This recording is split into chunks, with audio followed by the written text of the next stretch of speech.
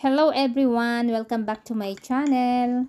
Ngayon nga pala ay nagluto ako ng leche flan na may ubi halaya. Ayan, ipapakita ko sa inyo kung paano ko yan ginawa. Ayan, 10 itlog ang aking ginamit, egg yolk. Tapos, yung condensed milk, isang lata. Tapos, fresh milk ang aking ginamit. Wala kasi kung evaporated milk. Tapos, yan yung gagawin kong arnibal. Tapos, eto na, ilalagay ko na ang condensed milk. Tapos, dahan-dahan ko lang siyang haluin para hindi magbubbles ang aking leche flan. Ayan guys, medyo okay na ang condensed milk at saka yung egg yolk.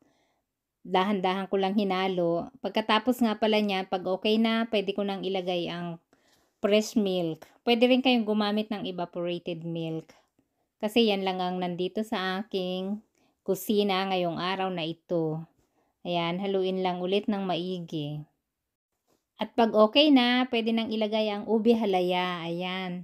Panoorin nyo kung paano ko nga pala ito iluto. Kasi kung paano ko ito ginawa at saka kung paano ko ito iluto. Ayan, haluin lang maigi ang ubi halaya hanggang matunaw siya sa ating milk at saka egg. Ayan guys. Tapos nilagyan ko nga rin pala yan ng food color powder ang aking ginamit. At yan, sinala ko nga pala bago ko i-steam ang aking leche flan. Ayan, para yung mga buo-buo at saka yung egg white na natira pa dun sa egg yolk ay matanggal din. Para ang inyong leche flan ay fine.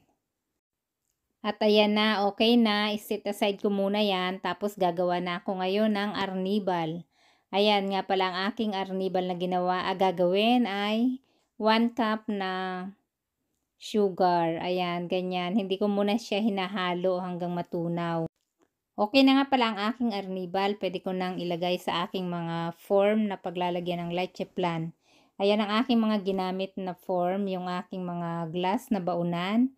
At saka itong mga bilog na lalagyan din. Ayan. At pag nailagay nyo na nga pala lahat ng arnibal, ilagay nyo na ang inyong leche flan mixture. Ayan. Tapos, pwede na yang i-steam. I-steam nyo nga pala yan ng 30 to 35 minutes hanggang maluto. At pagkatapos nyo nga palang nailagay lahat ng inyong leche flan mixture sa form, ay lagyan nyo yan ng foil para hindi siya pasukan ng tubig habang ini-steam natin ang ating leche flan.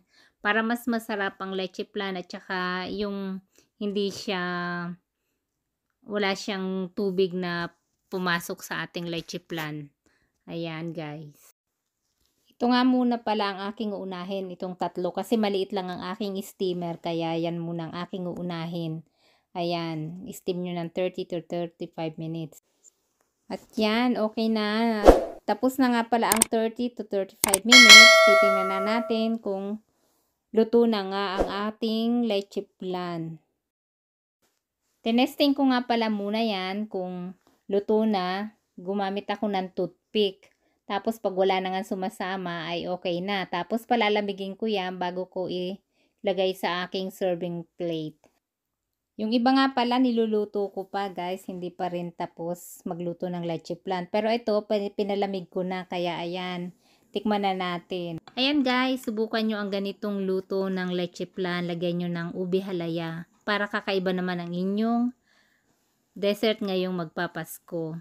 Ayun lang, thank you for watching. Please subscribe to my YouTube channel and pa-like na rin and share ang aking video.